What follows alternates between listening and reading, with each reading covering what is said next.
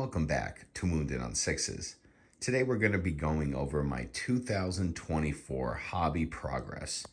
This is basically every model that I bought or built and painted or are in the process of painting in this year of our Lord 2024. So I'm going to start over here with my Death Guard. So unlike previous years, 2024, I did not start a new army.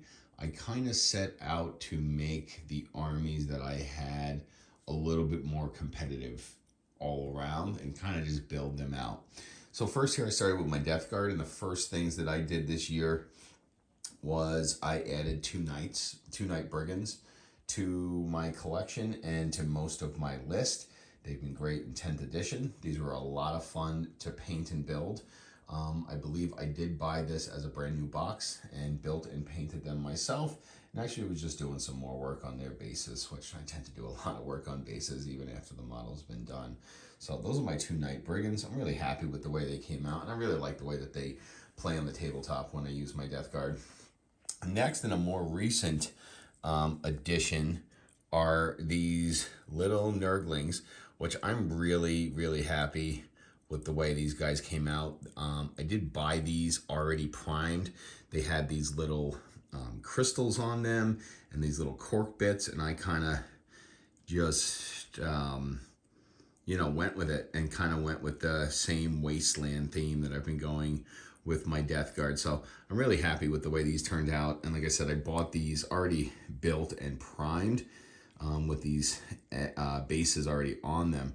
And I kind of just went to town making them my own. So really happy with the way these Nurglings work. And I kind of like them on the field. You know, they're good infiltrating units when I need to use them. And they've been, quite useful at times. Next, I got the two vehicles. First, Plague Burst Crawler. I bought this crawler already assembled. I did add some magnetization to the bits. My other two Plague Burst Crawlers aren't magnetized.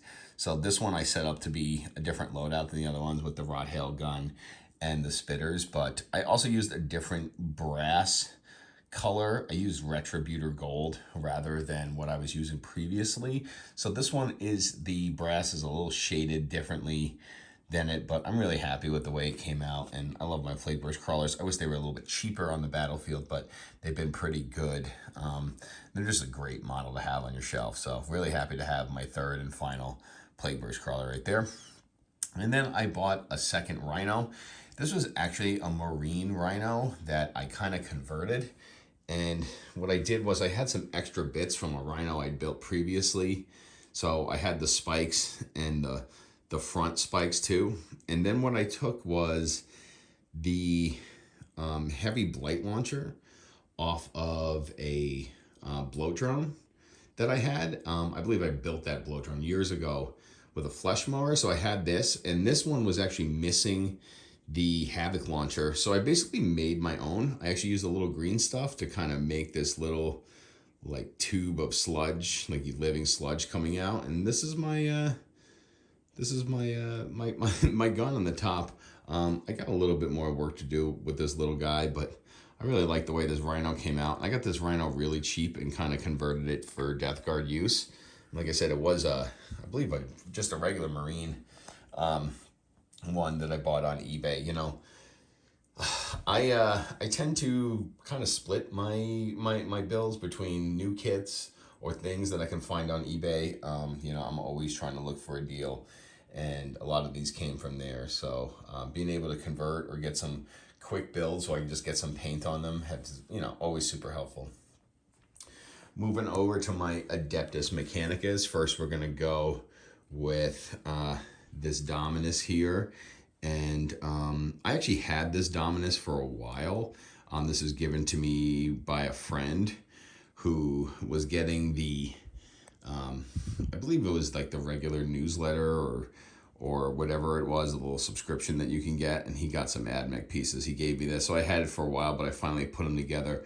Put a lot of time on this guy. I think he came out really good. I put a lot of detail into him. He's better than my other Dominus, and I like bringing him. He's actually on the right base where the other one is not. But he came out really good, and I'm happy with him. Next, my piece de resistance this year was my Belisarius Call. I had bought this Call model completely assembled and primed. So he was all ready to go when I got him. I just had to paint him. I put a lot of hours into him and he just came out fantastic. I'm just super duper happy with the way Call came out. It's very basic, but it's works, and I put a lot of time and detail into him, so really happy with the way Belisarius came out. I didn't get a unit of Rust Stalkers. This is my second unit of Rust Stalkers. I actually bought 2 kits of Rust Stalkers this year. I just got really hyped when the new rules came out for AdMech this summer because I just really missed playing them. So I bought these Rust Stalkers because Rust Stalkers got good, and now I have 20 of them. You know, kind of a split second purchase, but I just love Rust Stalkers so much. I also do have a Iron Strider Ballistari. I built this guy this year as well. This is my 5th Ballistari. I believe I built this from a brand new kit.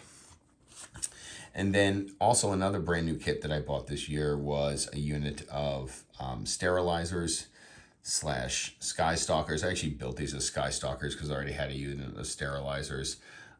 They were a lot of fun. They were kind of a pain in the butt to build this unit, but you know, and a bit of a pain in the butt to paint, but I'm glad it's done and over with. And now I have 10 of these little fire bat guys. So happy about that. And that's really all the AdMech stuff that I built this year. Like I said, really happy with these 2 models here. They were put a lot of time and effort into them, especially this summer. Moving over to my biggest and boldest expansions, and that was with my Tau Empire. I've been playing Tau competitively all 10th edition. Tau was the last army that I had gotten into at the end of 9th edition, and I kind of committed myself to playing Tau in 10th as much as I could, and I've been really happy with the army. So I'm kind of going to go over. So as you can see here, I did do a combat patrol. This is my 2nd combat patrol of Tau. I wanted to get another Ghost Keel, which I have, an Ethereal, which I barely ever play, some more Stealth Suits, which I play all the time, and another unit of Breachers, especially great in Monka.